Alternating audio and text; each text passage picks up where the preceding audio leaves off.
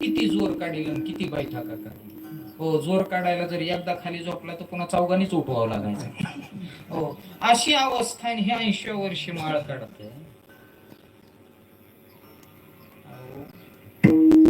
खायचं जर म्हटलं तर खाऊन खाऊन किती खाईल असं जर कोणी म्हटलं, सांगू तुम्हाला, पोळीवर जर शरीर वाळव झाला तर त्याला काष्टा काढता यायचा नाही, त्याच्यामध्ये वेचावं लागतं. म्हणून शरीरानं, वाणीनं आणि मनानं देवाची शरण करावी करावी.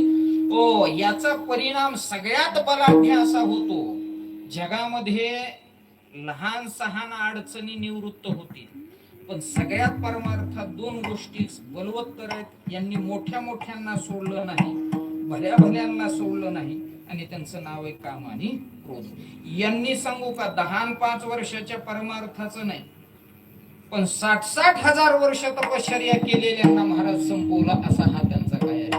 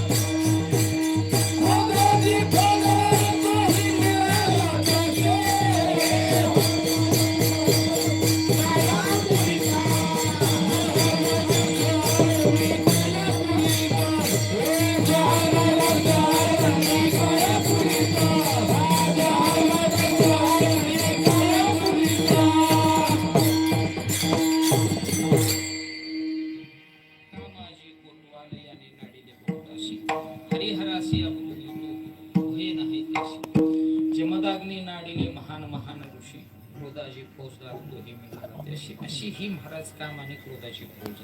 एक झालाय डाकू आणि एक झालाय फौजदार. दरोडा टाकायला फौजदार आणि चोर दोघं मिळून कोणी सोडवायला दोघाची टोळी आहे. संगनमत दोघाच आहे, देणं घेणं दोघाच आहे, नाव तुझं खायला दोघं. आता हे काम आणि क्रोध आहे. क्रोध झाला फौजदार, काम झाला महाराज कोण, चोर. आणि दोघांनी महाराज डाके टाकायला सुरुवात केली. ते डाके तुमच्या आमच्याकडे परमार्थिकाकडे होऊ लागले, आणि म्हणून बारक्या बारक्यांकडे नाही, 60-60 हजार वर्षाची तपश्चर्या करणाऱ्याकडे होऊ लागले.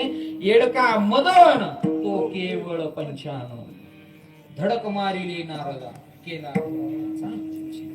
ओ महाराज, आणि म्हणून ह्यांचा महाराज आवर घालणं खूप गरजेचं आहे. ह्यांना आवरायचं असेल तर जीवन परमार्थाला देणं खूप गरजेचं आहे. म्हणून कायेनं, वाचेनं आणि मनानं जर आपण देव केला तर परिणाम त्याचा दिसेल. काम क्रोध त्यास बाधितीन, आणि म्हणून काम आणि क्रोध त्या जीवाला स्पर्श करत नाहीत. मग कळालं महाराज, शरीर, वाणी आणि मनाच्या भक्तीच्या प्राबल्याच्या संबंधानं काम आणि क्रोध बाधत नाही.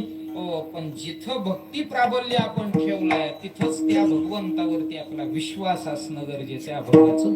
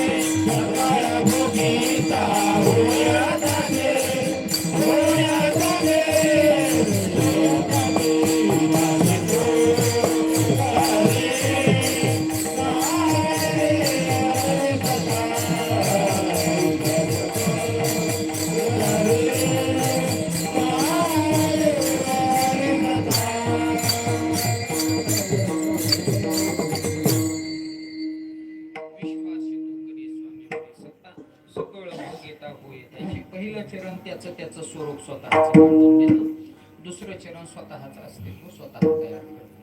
ह्या 3 चरणामध्ये असं आहे, तिन्ही चरण स्वतःची स्वतः खंबीर बनवले. हे ह्याच्यावर डिपेंड नाही किंवा ते त्याच्यावर डिपेंड नाही. कधी कधी कसं असतं अभंगामध्ये एका चरणावर सगळा अभंग डिपेंड असतो. उदाहरणासाठी सदा नाम घोष करू हरी कथा तेने सदा चित्ता, सदा नाम घोष सदा हरी कथा, याच्यावर अख्खा अभंग. कोणतंही चरण म्हणला तरी सदा नाम घोष सदा हरी कथा यावंच लागतं. हो, त्याच्याशिवाय जुळत नाही. तसं इथं तसं नाहीये. पहिलं चरण सांगतं शरीर वाणी आणि मन जर देवाला दिलं तर काम क्रोध बाधणार नाही. दुसरं चरण सांगतं विश्वास जर देवावर ठेवला हो तर देवाचंही सगळं वैभव भोगता येईल. हो, इतकं महाराज सामर्थ्य विश्वासाचं. म्हणजे विश्वास या शब्दाला दुसरं चरण प्राधान्य देतं. महाराज दुसऱ्या चरणामध्ये सांगतात विश्वासी तो करी स्वामीवरी सत्ता, सकळ भोगिता होय त्याचे. पण विश्वास असला पाहिजे. विश्वास ही इतकी काळाची गरज आहे, खूप मोठी. व्यवहार दृष्टिकोनामध्ये देखील आपल्याला एकमेकावरती विश्वास ठेवणं गरजेचं आहे. आणि तसंच आहे परमार्थामध्ये देखील. आपण जेव्हा एखाद्या साधनेला आरंभ करतो भगवंत हे ध्येय ठेवून, त्यावेळेस मग मात्र आपला भगवंतावरती दृढ विश्वास असणं खूप गरजेचं आहे. एखादा म्हणेल नाही विश्वास ठेवला देवावर तर काय फरक पडतो, काही घेणं देणं नाही त्याला. हो, तुम्ही अपेक्षा काही करू शकत नाही. विश्वासच नाही तर तुमच्याकडून तो तुम्हाला काही देईल. विश्वास असणं गरजेचं. विश्वास येतो करी स्वामीवरी सत्ता. आणि जर विश्वासात चळ झाला सत्ता, आणि जर विश्वासात चळ झाला तर मग मात्र तुम्ही फलश्रुती अपेक्षित ठेवू शकत नाही. विश्वासातला चळ.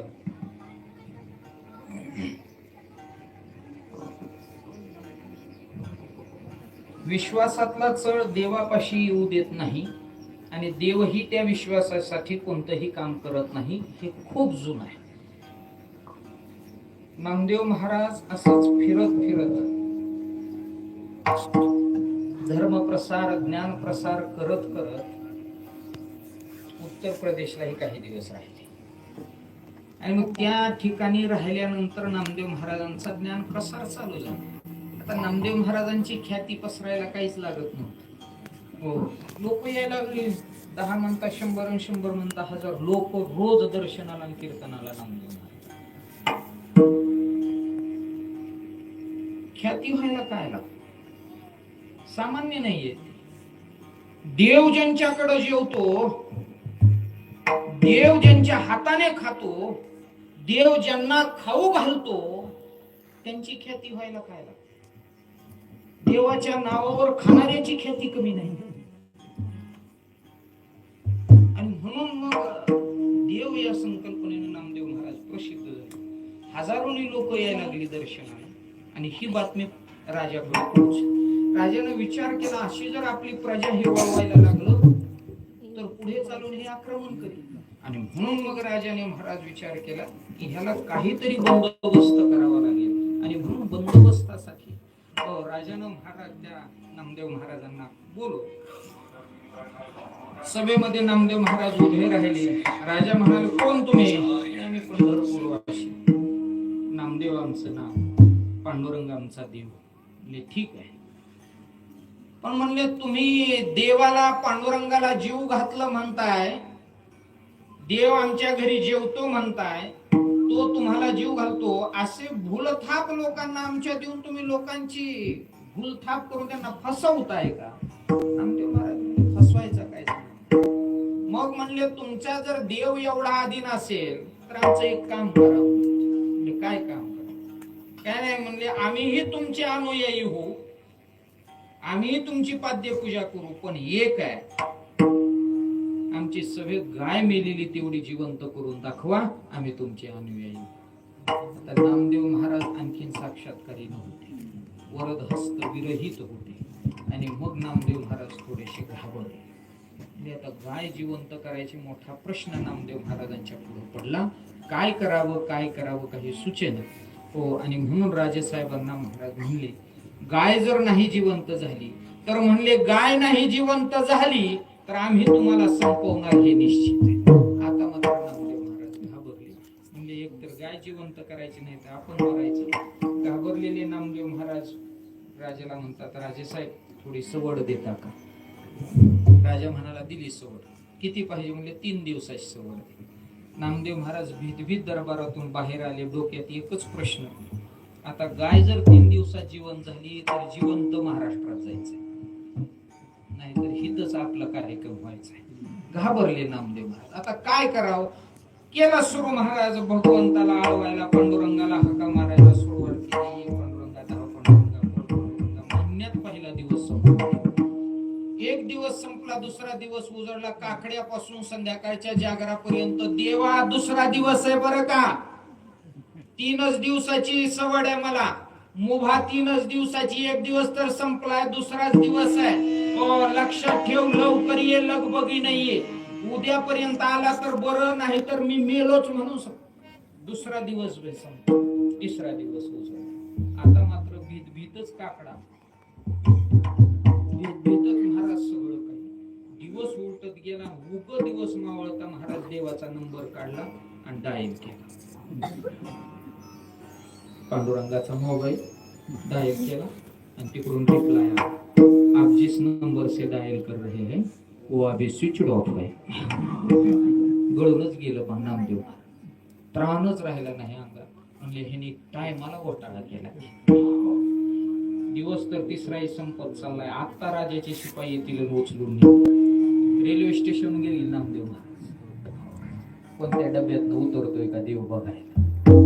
सगळे डबे रिकामे. घाबरले नामदेव महाराज. आता काय करायचं काय करायचं काही सुचत नव्हतं. तेवढ्याच शिपाई आले. नामदेव महाराज उचलून दरबारात उभं केलं. राजा म्हणला, जमतंय का बघा, वेळ संपत आली आहे.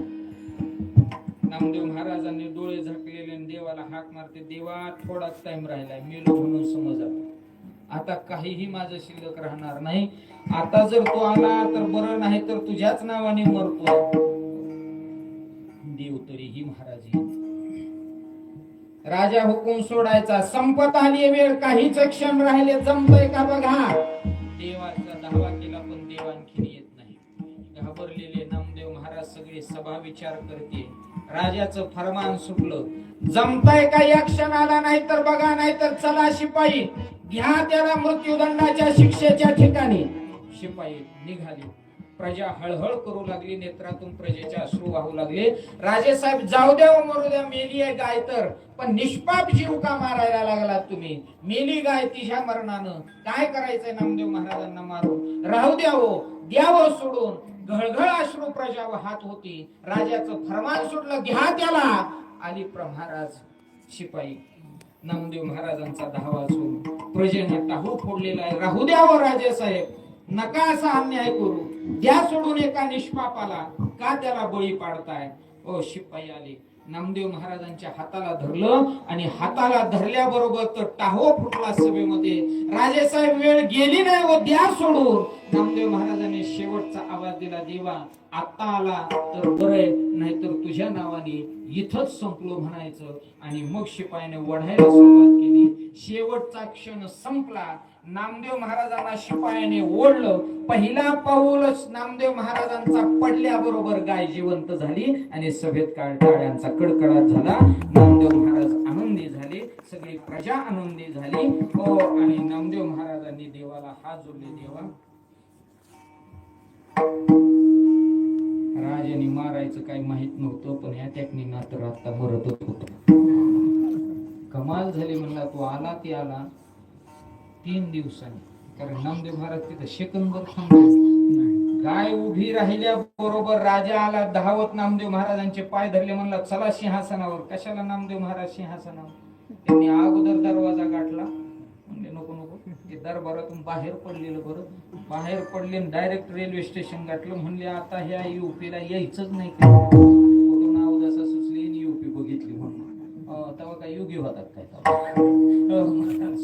गेलो ते दरबारात. रावळात आले पंढरपुरात. राग काय नामदेव महाराजांचा साधा नव्हता.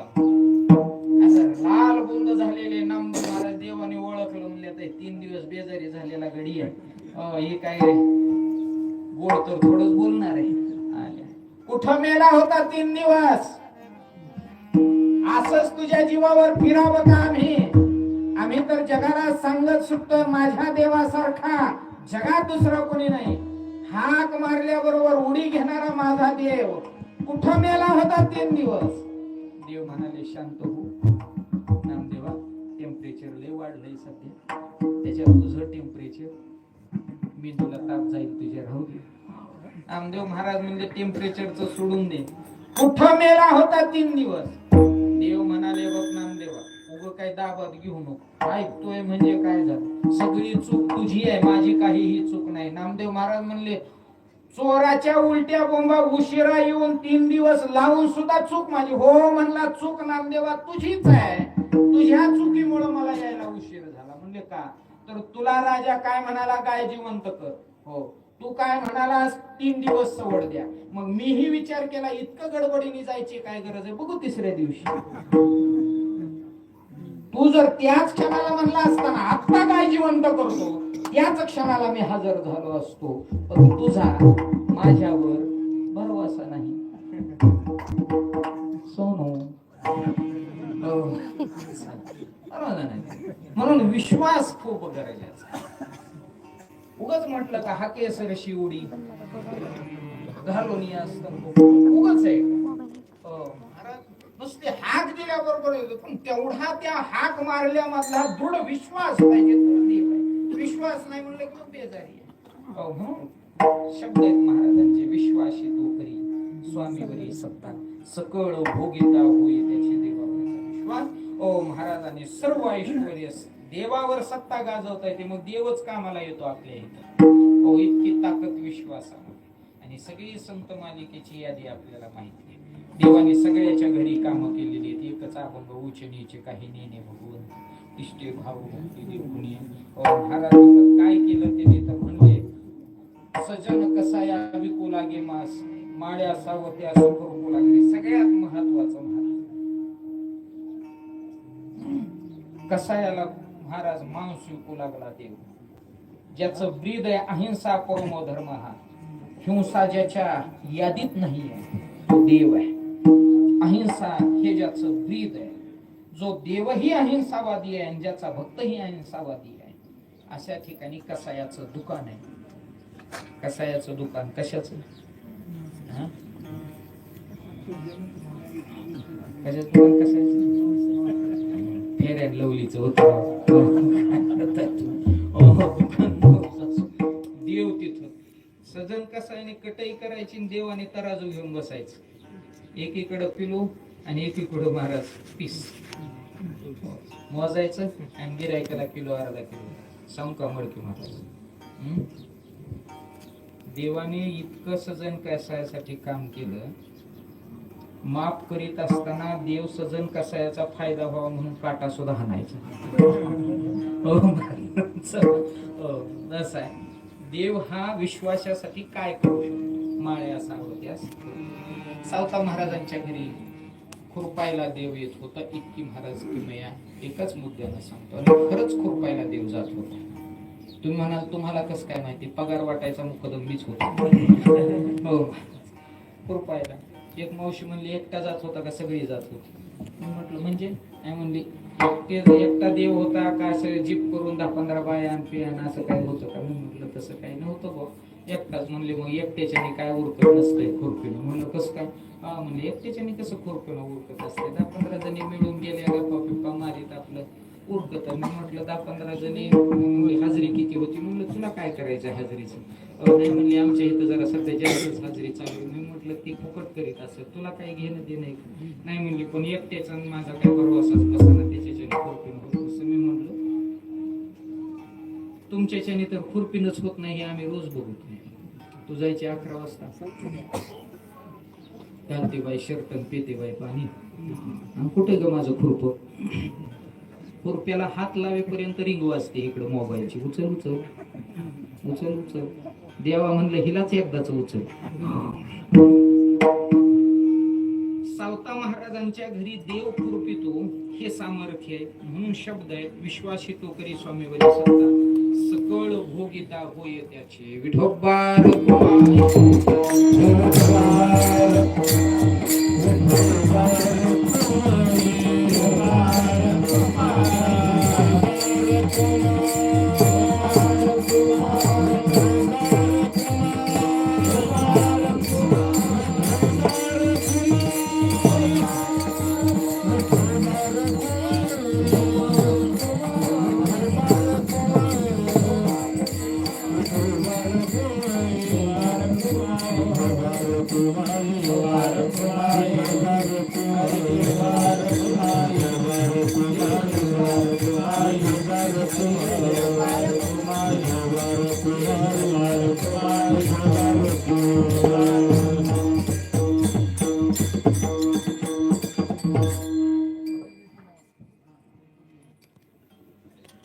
थोडी थोडी पटपट दे. आणखीन फुलं असली तर तिकडे माग कुणीतरी वाटा फुलं असले. शरीर वाणी आणि मन काया वाचा म्हणे झाला विष्णुदास काम क्रोध असं पद्धतीने विश्वासी तो करी स्वामीवरी सत्ता, सकळ भोगिता होय त्याची. सोन्याचा महाग एक जणाच्या हातात मुठभर दे म्हणजे ती शेजारच्या 10-15 जणाला देते. असं कर. ए भैया तुझ्या कसले ते सगळ्याला जा तिकडे पाठीमाग सोन्या, अजून सगळ्याला द्या, थोडं थोडंच घ्या द्या सगळ्याला. जवळ ठेवू नका, नाही तर लय स्वार्थी माणसं कशात फुलं इथे.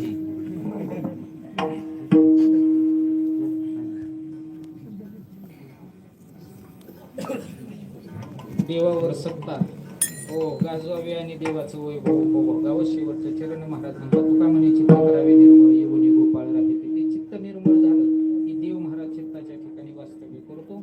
हो चित्ताची निर्मळता आणि देवाचं वास्तव्य हा महाराज खूप महत्वाचा भाग आहे. म्हणून आज या ठिकाणी आपण वैकुंठवासी भारतराव भीमराव अडसूळ यांच्या प्रथम पुण्यस्मरणाच्या निमित्तानं एकत्रित झालो. त्यांना आदरांजली समर्पित करण्याची ही हरिकीर्तन सेवा परमार्थातील साधक व्यक्तिमत्व श्री हरिभक्ती परायण साधनाताई आणि सर्व अडसूळ परिवार यांच्या वतीनं ही आदरांजलीची श्रद्धांजलीची सेवा माझ्याकडे सद्गुरू श्री श्यामनाथ महाराज या परंपरेवरती सद्गुरुदास महाराज मालक यांच्यावरती निष्ठा आणि प्रेम या भूमिकेतून माझ्याकडे सेवा या ठिकाणी दिली. कारण साधनाताई हे सर्वच इटकूरमधील बहुतेक शिष्यमंडळी सामनगावला सद्गुरुदास महाराज त्यांची भजनी मंडळी ही यायची सेवा या ठिकाणी करायची. आणि म्हणूनच आज या ठिकाणी ही सेवा करण्याची संधी माझ्याकडे त्यांनी दिली आहे. त्यांनी ही सद्गुरू श्यामनाथ महाराज यांची गाथा त्यांना सामनगाववरून मिळाल्यानंतर त्यांनी वर्षभर त्या गाथ्याची पारायण चालू ठेवली. आणि आज या गाथ्याच्या पारायणाची ही सांगता आणि वर्षश्राद्धाच्या निमित्ताने ही हरिकीर्तन रूपी सेवा या ठिकाणी अल्पोशा बुद्धीनं मी बोललो, चुकीचा शब्द असेल परत करा, योग्य जीवनात अंतर्भूत करा. अशाच पद्धतीनं सांगितलं, जे योग्य वाटलं असेल ते घ्या, नसेल योग्य वाटलं तर ती माझी मला परत करा. परंतु जीवनामध्ये परमार्थ भक्ती ही खूप मोठी साधन आहे आणि त्या निमित्तानं सगळीच महाराज मंडळी या ठिकाणी उपस्थित राहिली. सर्वांनाच या ठिकाणी कोटी धन्यवाद. हो झालेली सेवा या ठिकाणी भगवंताच्या सद्गुरू शामनाथ महाराज यांच्या चरणी समर्पित करतो. तत्पूर्वी माऊलींचं भजन घेऊ. माऊलींचं भजन झाल्यानंतर पुष्पवृष्टी करू आणि पुष्पवृष्टी झाल्यानंतर सेवा संपेल. महाप्रसाद घेतल्याशिवाय कुणीही जायचं नाही. ज्ञानेश्वर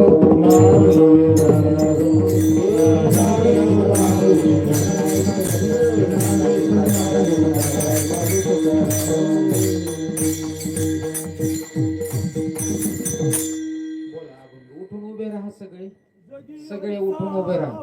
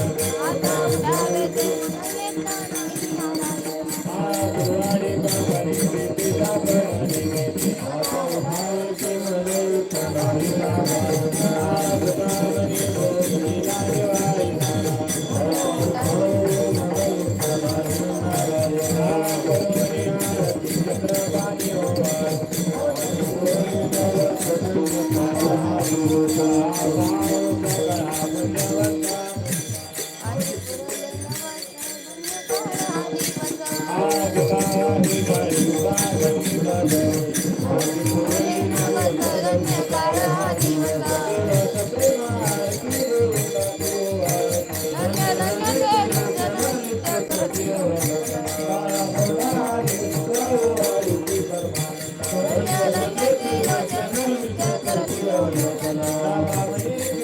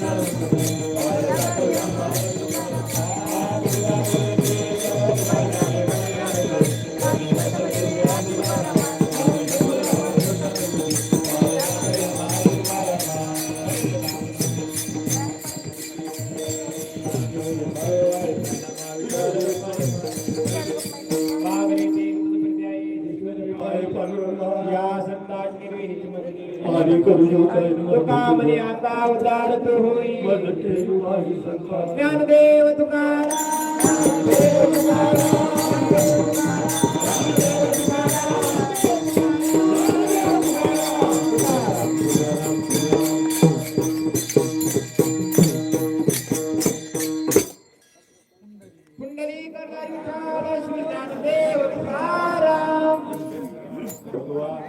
जय माऊली ज्ञानेश्वर महाराज, जगद्गुरु तुकाराम महाराज, सद्गुरु श्यामनाथ महाराज की जय.